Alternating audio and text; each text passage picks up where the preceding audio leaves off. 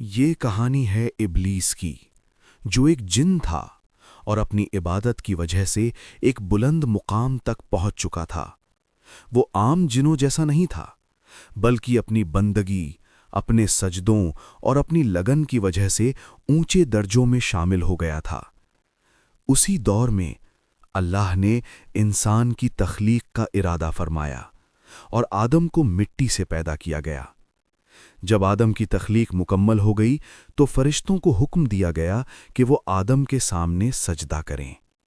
تمام فرشتوں نے بنا کسی جھجک کے اس حکم کو مان لیا، لیکن ابلیس، جو اس وقت ان کے ساتھ موجود تھا، اس نے سجدہ کرنے سے انکار کر دیا۔ اس کا انکار صرف ایک عمل نہیں تھا، بلکہ اس کے پیچھے ایک سوچ تھی، ایک تکبر تھا۔ اس میں کہا کہ میں اس سے بہتر ہوں، کیونکہ مجھے آگ سے پیدا کیا گیا ہے اور اسے مٹی سے۔ یہی وہ لمحہ تھا جہاں اس کی ساری عبادت، اس کا سارا مقام، سب کچھ بیکار ہو گیا، کیونکہ اس کے دل میں تواضع کی جگہ تکبر نے لے لی تھی۔ اللہ نے اسے اس گھمنڈ کی وجہ سے اپنی رحمت سے دور کر دیا اور اسے وہاں سے نکال دیا۔ اسی پل ابلیس شیطان بن گیا، ایک ایسا نام جو اب گمراہی کی پہچان ہے۔ لیکن کہانی یہیں ختم نہیں ہوتی۔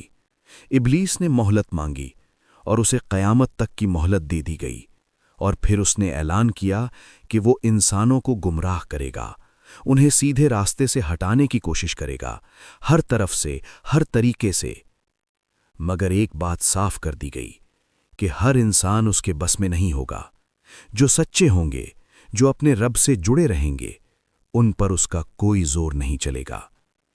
ابلیس کی یہ کہانی ہمیں صرف ایک واقعہ نہیں بتاتی، بلکہ ایک گہری حقیقت سمجھاتی ہے کہ گناہ ہمیشہ عبادت چھوڑنے سے شروع نہیں ہوتا۔ کبھی کبھی وہ صرف ایک چھوٹے سے تکبر سے شروع ہوتا ہے، اور وہی تکبر انسان کو اس راستے پر لے جاتا ہے جہاں سے واپسی مشکل ہو جاتی ہے۔ تو سوچئے، کہیں ہمارے دل میں بھی وہی تکبر تو نہیں؟ اگر آپ ایسی ہی گہری اور اثردار اسلامک کہانیاں دیکھنا چاہتے ہیں تو چینل گھر اور دین کو ضرور سبسکرائب کریں۔